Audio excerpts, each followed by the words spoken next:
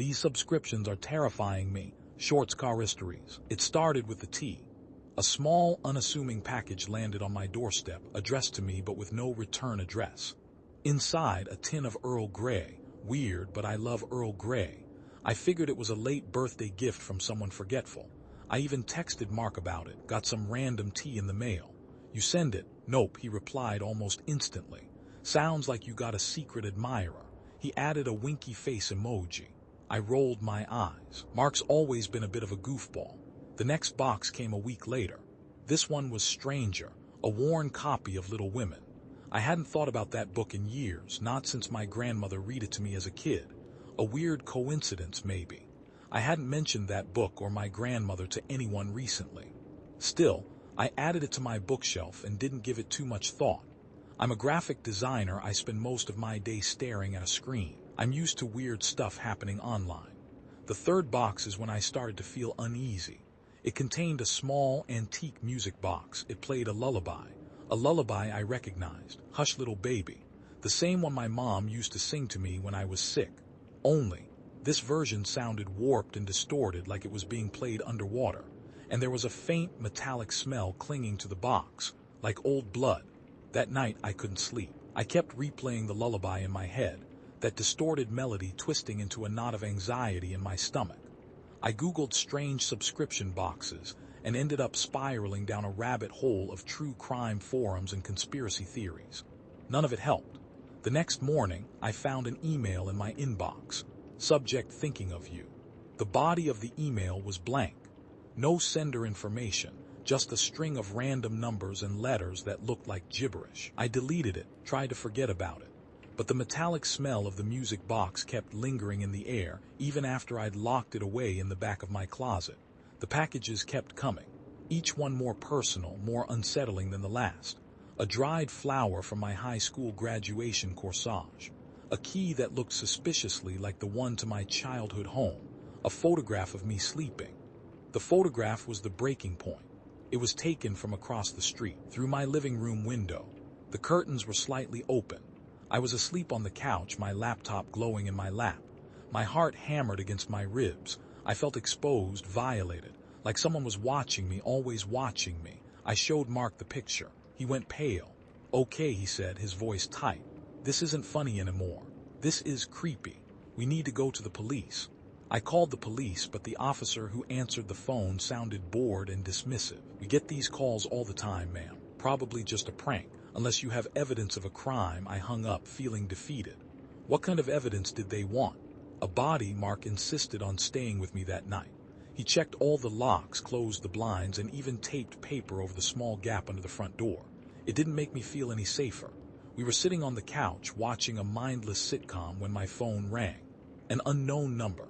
I hesitated, then answered it. Silence.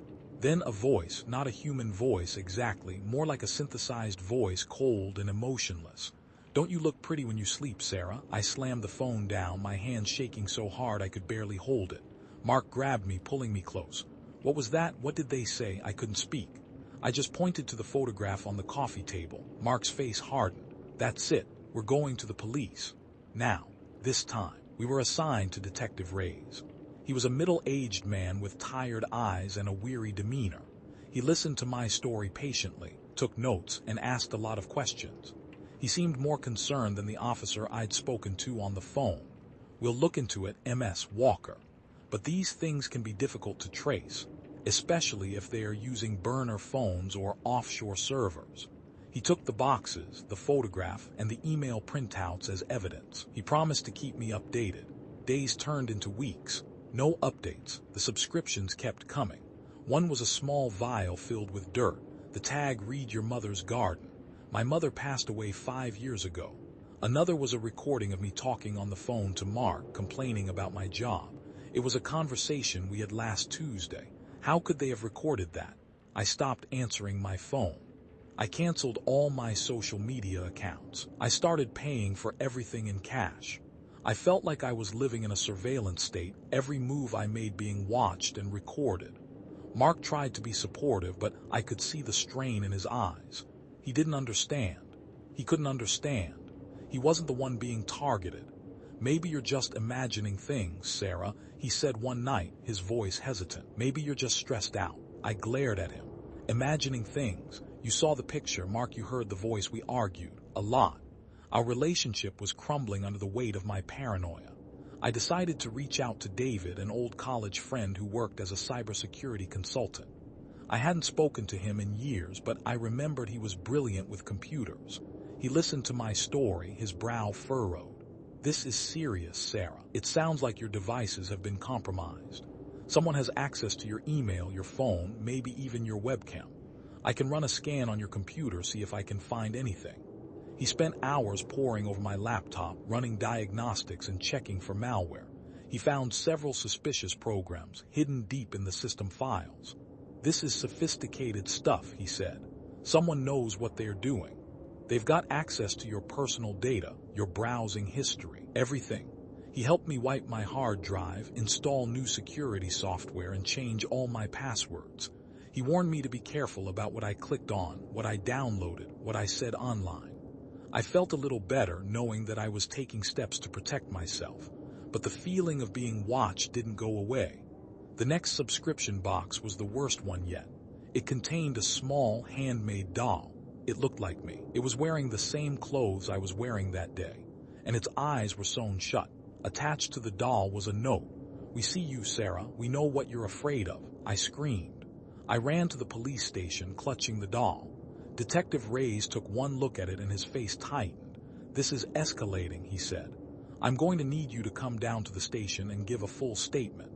I spent hours at the station, answering questions, reliving the nightmare. Reyes seemed genuinely concerned now.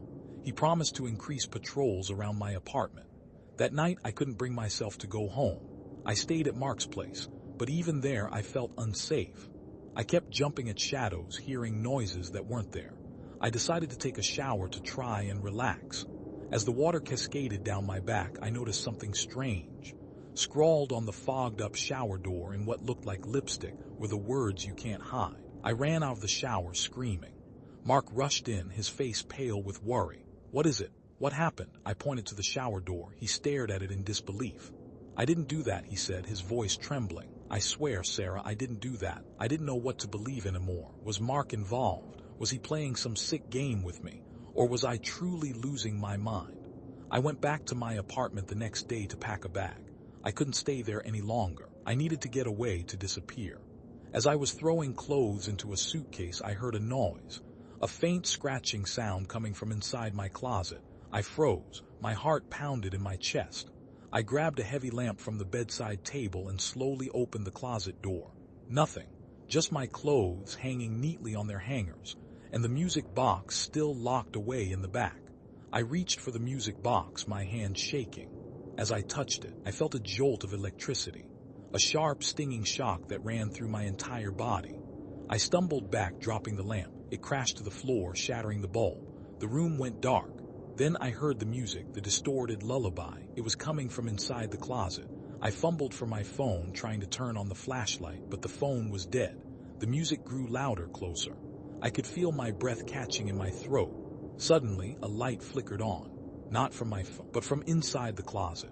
A small battery-operated lantern, casting an eerie glow on the walls. And there, standing in the middle of the closet, was a figure, a person. I couldn't see their face. It was hidden in shadow, but I could see their hands. They were holding something, a pair of scissors. I screamed again. I ran out of the apartment, slamming the door behind me. I didn't stop running until I reached the street. I looked back at my apartment building. The lights were on in my window, and I could see a figure standing there watching me. I don't know who they are. I don't know what they want, but I know they're not going to stop. I'm sitting in a motel room miles away from my apartment. I've changed my name, dyed my hair, and thrown away my phone. I'm trying to disappear, but I know it's only a matter of time. I just got a notification on my burner phone. A subscription confirmation. Personalized coffin service premium package. The delivery date is tomorrow, and outside my window, I can see a shadow moving in the darkness.